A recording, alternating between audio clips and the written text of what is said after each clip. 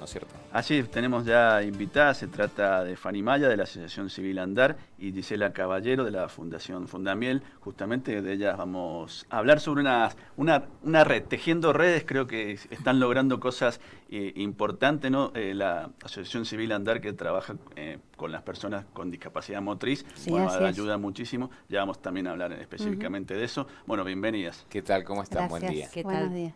Bienvenidos a ustedes también a este mundo de la discapacidad. Bien. Bueno, ¿cómo están trabajando conformando, juntando a estas asociaciones que trabajan con la gente por discapacidad?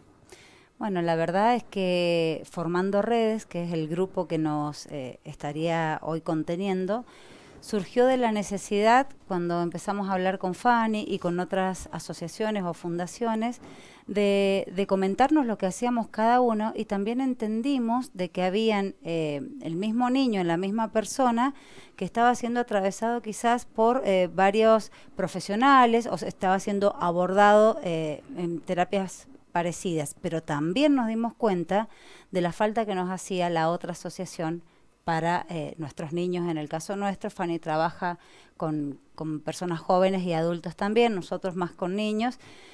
Entonces empezamos a entender que podíamos potencializarnos a un 1000 por 1000 si nos juntábamos, si nos conocíamos, si aunábamos estos esfuerzos, si compartíamos recurso humano, porque es muy importante. No te encontrás en todas las ONGs toda la cantidad de profesionales de la salud o los voluntarios.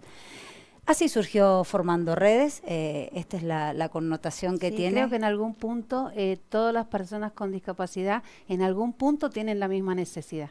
Sí. Si bien son distintas, pero bueno, por ahí tenemos las mismas necesidades y terapias y la necesidad de los mismos profesionales también. ¿Cómo trabaja puntualmente esta asociación? Andar discapacitados motrices. Yo hace 8 años desde una ACV quise ayudar desde mi lugar porque dije, hay mucha gente que no tiene voz, que no puede salir.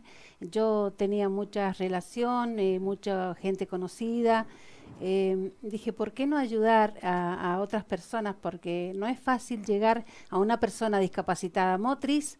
Empezando desde el transporte, ya no pueden llegar a acceder a ningún lugar. Entonces, ser ese intermediario es muy importante. Una asociación, una ONG, porque es como hace de nexo entre la necesidad y la persona que no puede salir de su casa por distintos, o porque no tienen quien lo lleve, o por el medio de transporte, no pueden salir de sus casas. Así que bueno, empezamos desgraciadamente con el accidente de un automovilístico de un chico de 18 años que quedó parapléjico. Y bueno, ya ahí ya se empezó a trabajar y en 10.000 cosas que necesitaban. Apareció sin conocernos, Gisela apareció también en ese momento, Jola Sanz también apareció desde Mendoza, se interesó por ese accidente de ese chico y empezaron todas las necesidades que surgen, ¿no? De una familia que se encuentra de un momento para otro con un hijo que hablamos de Gastón Soria, ¿no? De Gastón Soria, empezamos con un con él. accidente a principios de año en Ramancaida, ¿no? Sí, ya va a ser un año, sí. Hace un año. Y bueno, de ahí empieza una vida nueva para él, para su familia. Uno hasta que no le pasa, bueno, no le pasa a alguien cercano, no nota lo complicado que es el tema de la movilidad en ciudades, sobre todo en ciudades del interior, como somos nosotros, que no tienen la infraestructura para nada. Nada, no tenemos. Y muchas veces, más o menos como comentaba Fanny, cuando le pasa a uno, ¿no? Yo siempre he trabajado en la discapacidad y nunca he tenido personas con discapacidad en mi familia, pero bueno, es una vocación de servicio donde yo me siento más útil desde mi profesión y desde lo que me gusta hacer. Pero las vueltas de la vida y esto que decías vos de las familias, yo este año pasé por tener una hija con discapacidad motriz. Y la casa hubo que arreglarla y el auto hubo que meter el andador, y las distancias, y ahí empezás a ver que yo no podía salir con mi hija a tomar un helado, un café, porque no había un estacionamiento. Claro. Porque la invitaba, te venís conmigo a mi trabajo, y no había un ascensor que la subiera al primer piso. Y empecé a ver lo aislada que quedaba con 17 años de absolutamente todo.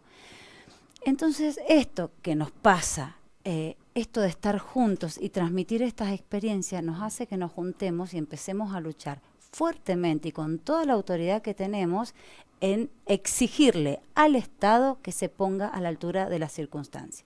Cuando hablamos de Estado, hablamos de absolutamente todo, desde el baño adaptado hasta la posibilidad de acceder autónomamente a hacer tus trámites o de ir a comprarte tu ropa o que el niño elija sus útiles. Hoy no lo pueden hacer.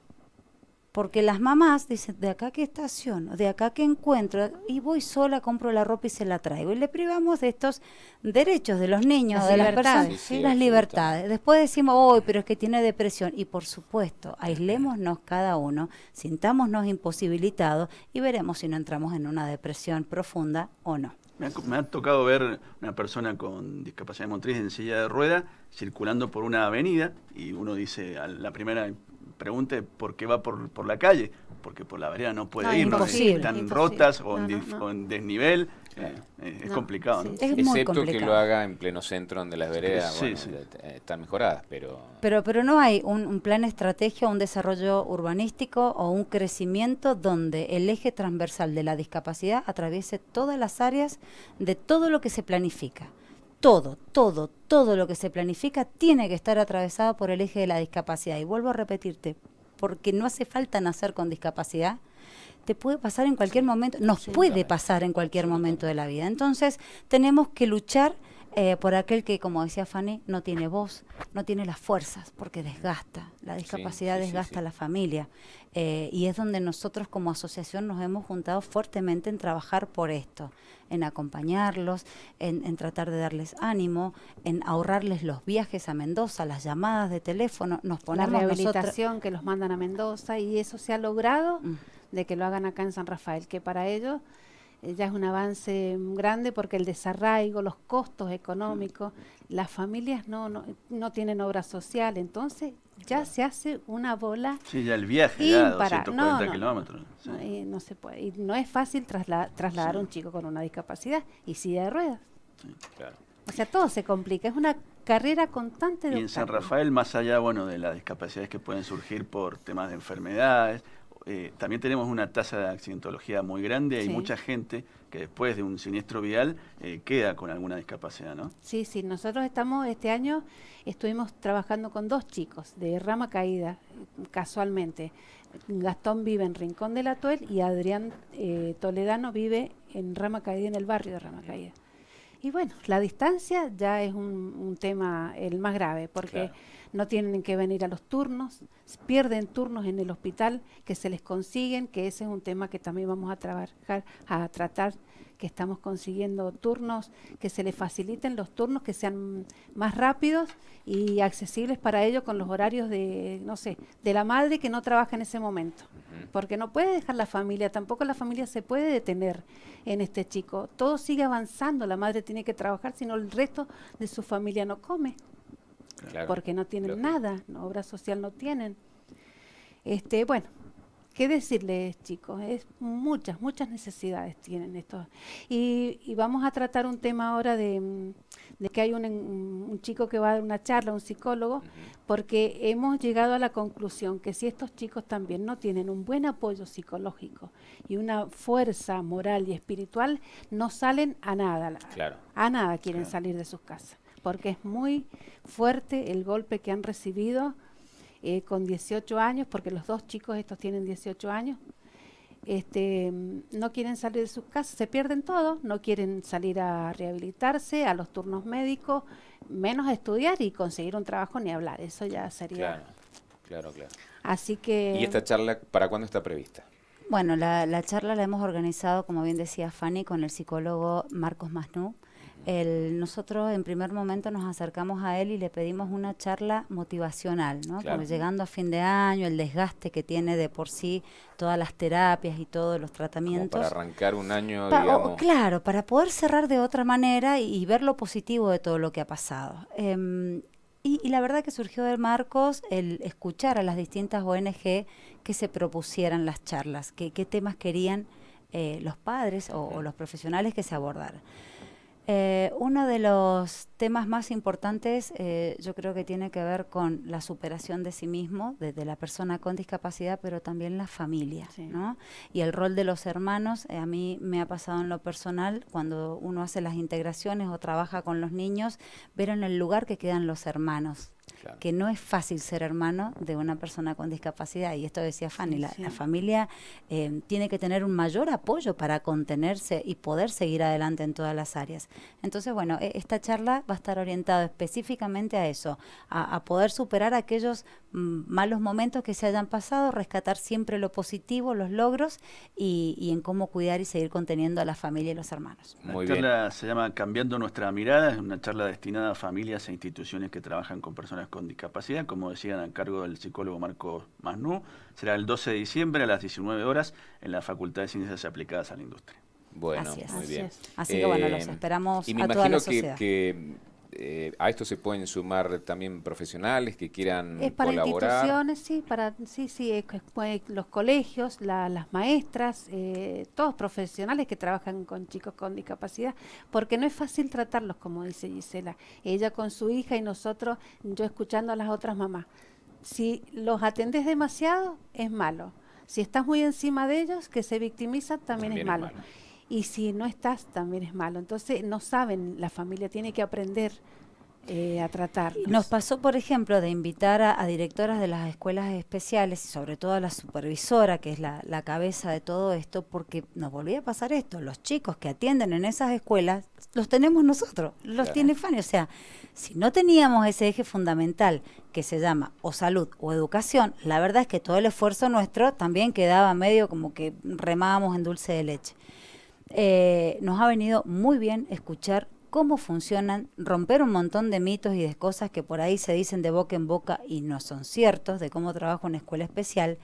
Y también, y yo rescato siempre el trabajo de la Fundación Tremocawel con los deportistas especiales, y decir cuánto necesitamos cada una de nuestras ONG, porque nos hemos dividido por patologías, de esa fundación. Y cuando vos vas y ves el trabajo que hacen con la conciencia que trabajan los músculos, las posturas, el carácter, la disciplina, la superación, decís, pero no nos podemos estar desaprovechando entre nosotros, Claro. porque cada uno en su lugar estamos haciendo un trabajo sumamente importante para una sociedad en conjunto. Por eso es que están invitadas todas las fundaciones, asociaciones o todas las ONG que quieran formar parte del Formando Redes, y la comunidad toda, entera, Sí, nos a hace este falta, miércoles. Nos hace falta que nos Bueno. apoyen, porque nosotros desde nuestra asociación tratamos de hacer algunos eventos que no es fácil para pagarle a los chicos la rehabilitación, la neurorehabilitación, porque no es una rehabilitación común, digamos, para estos chicos con este tipo de discapacidad. Y no es un costo alto y no tienen obra social. Y de aquí que llega la obra social, les llega la pensión que está tramitada, no tienen de dónde generar. Y los primeros tiempos es fundamental que esos chicos se rehabiliten. Sin duda. Una pregunta, la última de mi parte, que les quiero hacer desde lo urbanístico. ¿Se está cumpliendo con las normas de construcción que tienen que ser inclusivos en los edificios públicos o privados? En San No, Rafael Yo no estamos sé, el cumpliendo. ascensor no funciona todavía, ¿no? El ascensor del municipio recién este año, imagínate la deuda que tiene el Estado con la discapacidad, recién este año se puso en funcionamiento, pero no es, un día anda, un día no anda. Quizás sea por fallas técnicas, quizás no. La realidad es que no estaría funcionando, y también en este último tiempo se acondicionó para usarlo el baño para discapacitados, que fíjate vos, paradójicamente, o se encuentra en el primer piso. Claro. Y en lo privado, porque también los Y edificios en lo privados privado tienen- también, vos ves Sí. que han habido habilitaciones de negocios que ves que son de construcción nueva, donde el ingreso a esos negocios tiene 2 escalones y una puerta que mide menos de 90 centímetros, o sea que no cumple la normativa. Siempre digo, la normativa está, y la normativa de San Rafael debe ser una de las mejores, porque tenemos ordenanzas que realmente son muy buenas. El problema, ¿cuál está? En la falta de control para que se cumplan. Claro. Entonces, con el tema del estacionamiento para discapacitados es uno de los temas que más te pide la gente que está de ese lado.